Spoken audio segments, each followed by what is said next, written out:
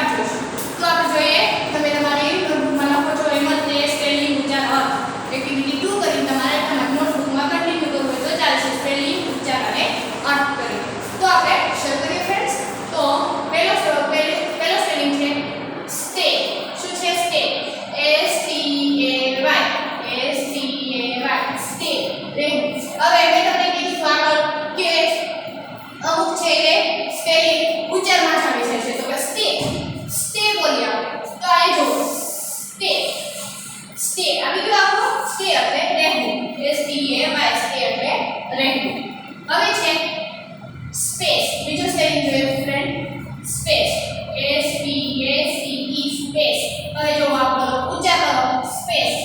તો સ્પેસ આ તો કમ્પ્લીટલી સ્પેલિંગ આવી ગયું છે સ્પેસ. સ્પેસ અવકાશ. અને શું છે અવકાશ. હવે છે અપિયર. A અપિયર દેખાવું. શું છે A અપિયર એટલે દેખાવું. અહીંયા પણ તમે જોઈ શકો છો અપિયર.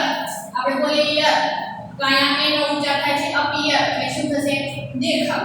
હવે જોઈએ develop. D E V E L O P E develop એટલે વિકાસ. શું થશે ડેવલપમેન્ટ એ આપણે ખબર ને. તો અહીંયા ડેવલપ એટલે વિકાસ થશે. શું થશે વિકાસ. હવે છે રિલિજિયસ. એટલે પેલા આપણે સ્પેલિંગ જોઈ લઈએ RELIGIOUS રિલિજિયસ એટલે ધર્મ. કોઈ પણ સંપ્રદાયને લગતું ધર્મને લગતું તો એને શું કહેવાય રિલિજિયસ. આપણો રિલિજિયસ કયો છે આપણે કહીએ તો હિન્દુ છીએ આપણે એને કહીએ છીએ તો એ ધર્મ પ્રમાણે સંપ્રદાય પ્રમાણે છે.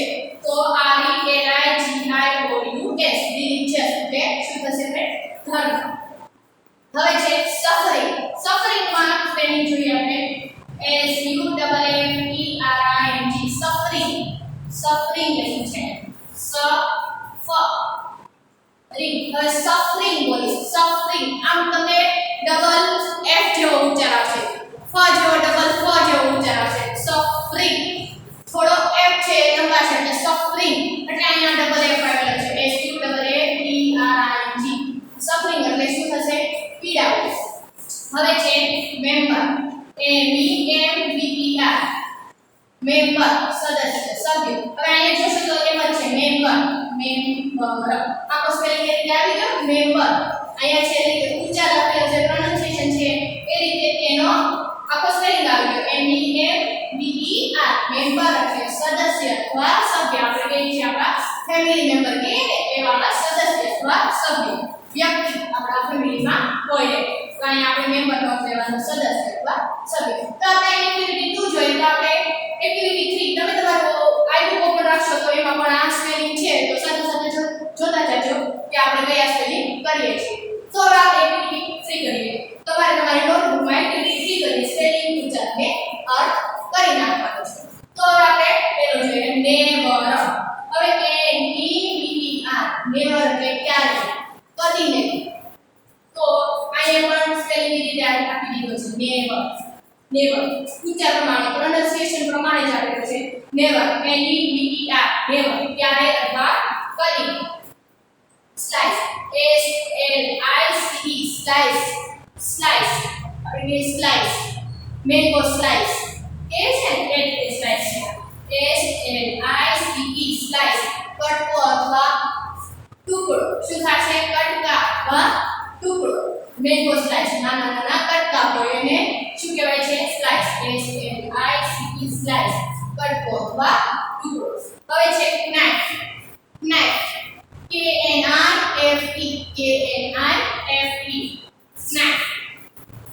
નાઇફ. આવી ગયું નાઇફ. આપણે એ રીતે ક છે એને અહીંયા અડધો કરવાનો છે તો નાઇફ થઈ ગયું ચાકુ. શું થશે ચાકુ નાઇફ. તમે બોલશો એટલે ક છે એ ઓટોમેટિકલી અડધો થઈ જશે નાઇફ થઈ જશે. તો એ ક છે અહીંયા અડધો જ આવેલો છે કે એ તરીકે ન થાય KNIFE નાઇફ ચાકુ. ઓકે. હવે છે વીપ. WEEP આ રીતે વીપ લખેલું છે તો શું થશે WEEP વીપ એટલે રડવું. હવે છે યંગ Y-U-N-G યંગ એટલે યુવાન શું થશે Y-O-U-N-G યંગ એટલે યુવાન અથવા જુવાન કે આપણે ગુજરાતી સામાન્ય ભાષામાં આપણે જુવાન કહીએ છીએ તો યંગ નું મીનિંગ શું થાય Y-O-U-N-G યંગ એટલે યુવાન એમાં પણ સ્પેલિંગ રીતે જ આપેલું છે યંગ હવે છે બિલોંગ B-E-L-O-N-G બિલોંગ એટલે સંબંધિત ના સંબંધિત હોવું શું થાય ના સંબંધિત હોવું તો અહીંયા B-E-L-O-N-G બિલોંગ સંબંધિત હવે છે people P-O-P-L-E P-E-O-P-L-E તો people લોકો શું થશે લોકો અહીંયા people છે એ શું છે બહુવચનમાં છે લોકો હંમેશા people શેમાં આવે બહુવચનમાં જ આવે લોકો જ હોય people એટલે ગુજરાતી મીનિંગ જ થાય કે લોકો સ્ટેન્ડ S-T-A-N સ્ટેન્ડ